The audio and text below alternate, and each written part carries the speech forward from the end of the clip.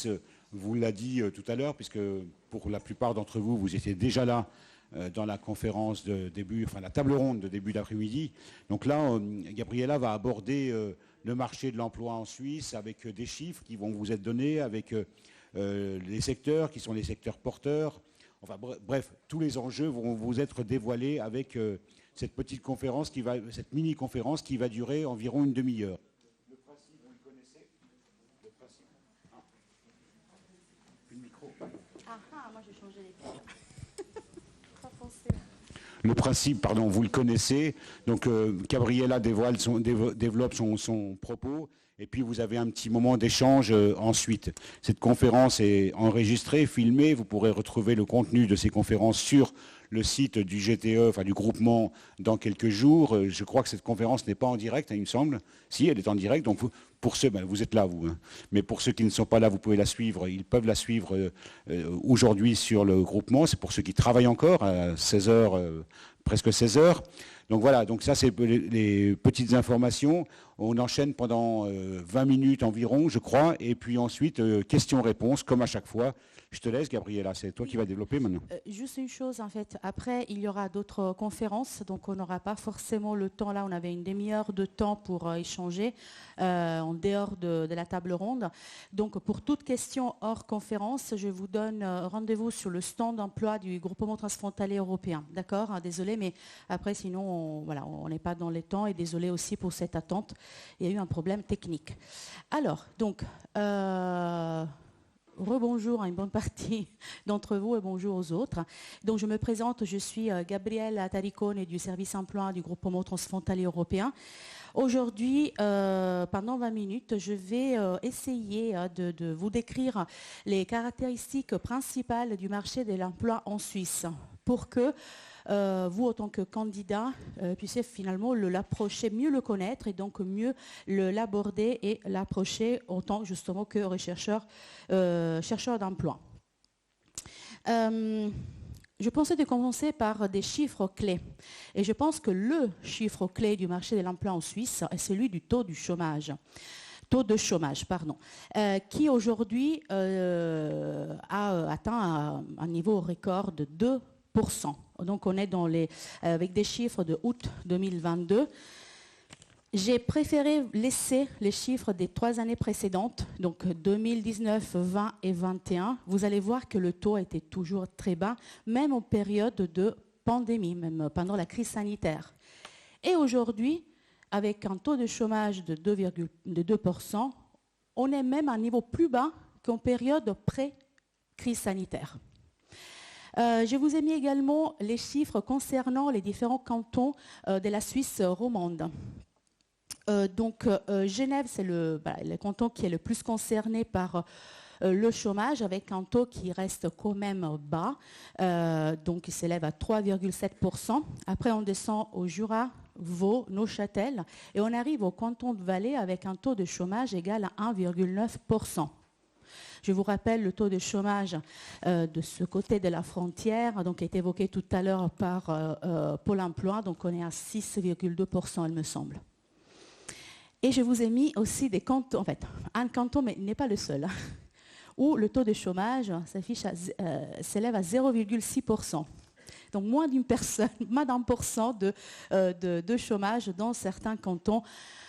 Évidemment, ce sont des cantons qui ne connaissent pas forcément la problématique du chômage. Donc j'ai voulu quand même vous indiquer ce chiffre. On continue avec d'autres chiffres clés qui pour moi sont importants lorsqu'on recherche un emploi en Suisse, comme par exemple la taille des entreprises. 99% de PME, donc des entreprises, ce sont justement des petites et moyennes entreprises, donc qui emploient moins de 250 collaborateurs. Je dirais même, pour être précise, les 2/3 emploient vraiment moins de 10 personnes. Et à elles seules, ces entreprises génèrent 70% des emplois. Pourquoi je vous donne ce chiffre ? Car il est vrai que 42 organismes internationaux, donc OI, organismes internationaux, se trouvent dans le bassin alémanique. 45 en Suisse. 750 ONG à Genève. Il est vrai également que la Suisse est le siège mondial ou européen d'un bon nombre de multinationales. Donc il est assez naturel en tant que candidat, s'adresser et adresser ses candidatures à ces grandes structures. Mais je reviens sur les 99%. Donc le tissu économique suisse est fortement caractérisé dans des petites structures qui, elles, génèrent beaucoup d'emplois. Donc il ne faut surtout pas négliger cette information lorsqu'on recherche un emploi en Suisse. Donc il ne faut pas les négliger, il ne faut pas sous-estimer le poids de ces entreprises, même si petites, autant qu'entreprises recruteuses. Après, c'est comme je le disais aussi tout à l'heure, hein, la Suisse se positionne au premier, deuxième rang souvent du classement en fait, international en termes de compétitivité et innovation, pour plusieurs raisons que nous connaissons. Hein. Une bonne gestion des finances publiques, des investissements dans la santé, dans le domaine de la santé, de l'innovation et de l'éducation. 91,5% des contrats en Suisse, je l'évoquais aussi il y a quelques minutes, sont des contrats à durée indéterminée. Alors on ne parle pas de CDI en Suisse, mais le sens est le même. Mais attention, comme je disais tout à l'heure, la solidité de ce contrat n'est pas la même qu'en France. Le code du travail en France n'est pas le même qu'en Suisse. Donc, de façon plus terre à terre et plus pragmatique, cela se traduit en une facilité plus importante de licencier en Suisse qu'en France, même si on est en CDI. Un autre chiffre clé concerne le temps partiel. Pourquoi je vous dis ça? Donc, plus de la moitié des femmes recourent effectivement au temps partiel en Suisse. C'est un chiffre qui commence à augmenter aussi en ce qui concerne les hommes. Et les derniers articles que j'ai vus paraître dans la presse, ça concerne également de plus en plus les cadres et les managers. Donc, pourquoi je vous dis ça? Si jamais, en tant que candidate, vous espérez ou vous souhaitez postuler et travailler en temps partiel, sachez que c'est un dispositif qui est assez récurrent en Suisse. Alors, je vais plutôt sur cette nombre d'offres d'emploi, ça va être plus parlant. Donc, le nombre d'offres d'emploi augmente chaque mois. Il me semble, je ne veux pas me tromper, on a même atteint le record de 100 000 offres d'emploi publiées en 2022. Je vous ai mis la comparaison M-1, N-1, pour vous montrer que cette hausse est importante et en comparaison mensuelle et annuelle. Donc par rapport au mois dernier, on a un nombre d'offres d'emploi qui a monté de 2,3% et 15,6% par rapport à l'année dernière. Le territoire, la région la plus concernée est la Suisse romande. Et encore plus la région lémanique. Région lémanique, donc c'est le Vaud, Valais et Genève, autour du Le Mans. En ce qui concerne les secteurs, le secteur le plus concerné par cette hausse de nombre d'offres d'emploi est le commerce de détail par rapport au mois dernier et par rapport à l'année dernière, c'est le secteur social. Ce sont des chiffres, ce sont des informations juste pour vous montrer que le marché de l'emploi en Suisse affiche une très bonne santé aujourd'hui. Quid du salaire mensuel brut? Alors, justement, je n'ai pas eu le temps tout à l'heure de parler de ça pendant la table ronde, mais je tiens quand même à ouvrir une petite parenthèse. Lorsqu'on reçoit nos candidats adhérents en rendez-vous individuel, souvent ils nous posent la question, quel est le niveau de salaire en vigueur en Suisse? Parce qu'on sait très bien qu'on ne peut pas tout simplement convertir en euros un salaire auquel on aurait pu prétendre en France. En sachant par contre qu'il y aura presque toujours une question sur les prétentions salariales pendant un entretien d'embauche en Suisse, en sachant que seulement la moitié des secteurs en Suisse sont conventionnés, donc c'est seulement pour la moitié de ces secteurs qu'on aura une grille de salaire de référence, comme repère. En sachant que nous n'avons pas un SMIC, donc un salaire minimum au niveau fédéral au moins en Suisse. Donc comment faire? Sachez qu'il y a des outils qui vous aident justement à calculer vos prétentions salariales sur la base de votre niveau de formation, d'expérience professionnelle, de fonction et de secteur d'activité, bien entendu. Mais je voulais quand même vous donner quelques chiffres. Donc, le salaire mensuel brut, la moyenne au niveau national s'élève à 6 665 francs, en sachant qu'en région lémanique, elle est toujours un peu plus élevée. Après, je n'ai pas mis tous les métiers. J'en ai mis quelques-uns, à titre exemplaire, et comme vous pouvez voir, j'espère que c'est visible. Sans surprise, parmi les secteurs les mieux rémunérés, on retrouve les secteurs financiers, l'assurance, la recherche et développement, et sans surprise, parmi les secteurs les moins bien rémunérés, on retrouve l'hôtellerie et la restauration. Maintenant, un petit focus sur les secteurs d'activité par région. Bien entendu, je me suis arrêtée à l'analyse des cantons frontaliers avec la France. Donc, on démarre par le bassin lémanique, donc je répète, Valais, Genève et Vaud. C'est un bassin qui est fortement caractérisé par un secteur tertiaire très développé qui génère lui seul le 80% des emplois, notamment dans les domaines de la santé, de l'hôtellerie, de la restauration, de la banque, des assurances.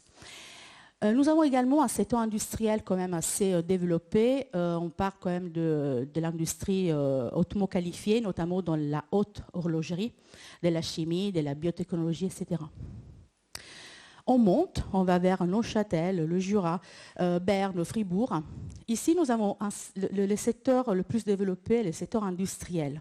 Mais on est plutôt dans des centres de production. Donc il y a, pour être plus clair, une population cadre qui est moins représentée que par exemple à Genève, dans le bassin lémanique ou à Bâle. Et on arrive à Bâle. Bâle est à la fois un canton caractérisé par un secteur industriel très fort, notamment dans le domaine de la pharma, du biotech. Une place financière aussi importante, car c'est un canton qui accueille, en fait, qui est le siège d'un bon nombre d'assurances et de banques. Et par sa position centrale, alors là on ne le voit pas parce qu'on ne voit que la Suisse, vous voyez un peu la Suisse, donc par rapport à Bâle, par rapport à sa position, c'est aussi un centre très important en termes de transport et de logistique, dans le domaine du transport et de la logistique.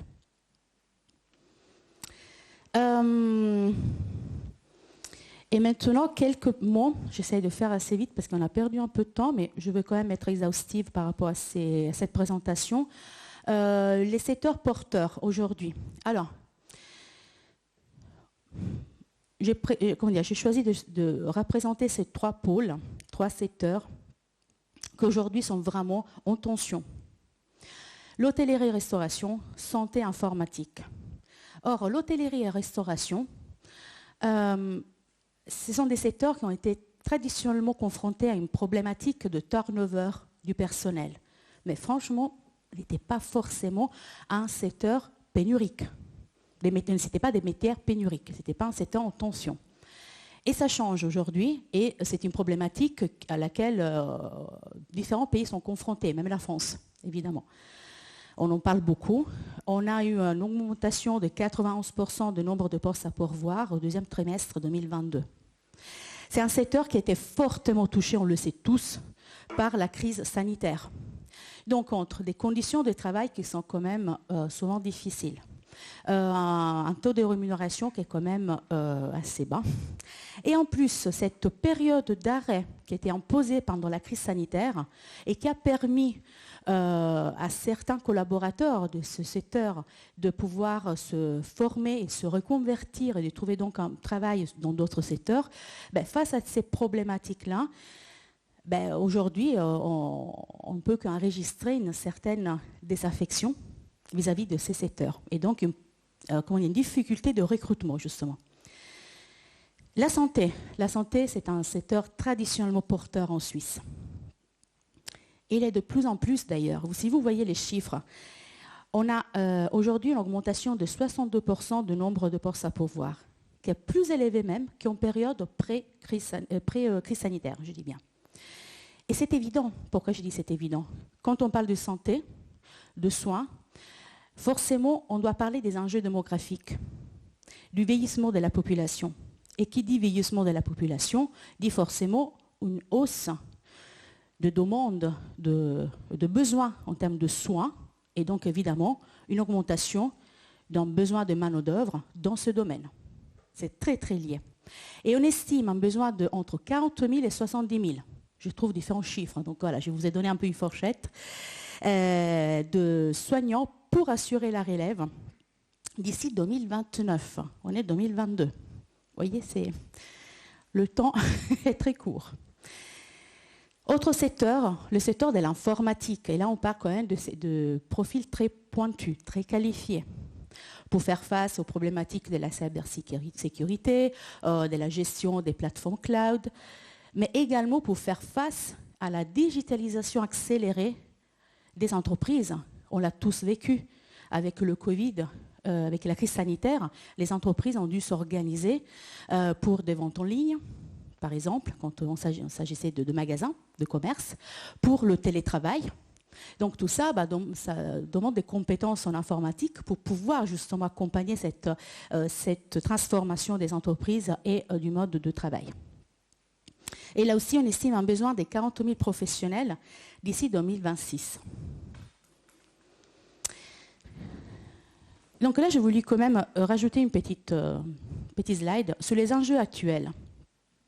Quand on parle de besoin de entre 40 000 et 70 000 soignants, 40 000 professionnels, en fait, on parle également d'un problème de nature démographique. Le marché de l'emploi doit faire face au départ à la retraite des baby boomers. Nous en parlons depuis déjà 4-5 ans. Là, maintenant, c'est en cours. On a commencé déjà. Certains baby boomers ont déjà commencé à aller à la retraite. Et ça va continuer jusqu'à peu près, en faisant les calculs de l'âge et de l'âge légal de départ à la retraite, jusqu'en 2029. Et bien à ce moment-là, on calcule un déficit de 330 000 travailleurs. Monsieur Sanchez de Pôle emploi commençait aussi un peu à évoquer cette problématique. Donc, de ces enjeux, on parlait aussi l'année dernière. On en parlait aussi il y a 3 ans, il y a 2 ans. Ben là, j'ai dû rajouter des nouveaux enjeux. Les enjeux économiques. Donc, on est face à des problématiques de pénurie d'approvisionnement liées à un contexte géopolitique qu'on connaît tous. La hausse des prix de l'énergie, un ralentissement de la conjoncture au niveau mondial. Tout ça, donc, ça interpelle les entreprises. Quid, par exemple, des exportations des produits suisses à l'étranger.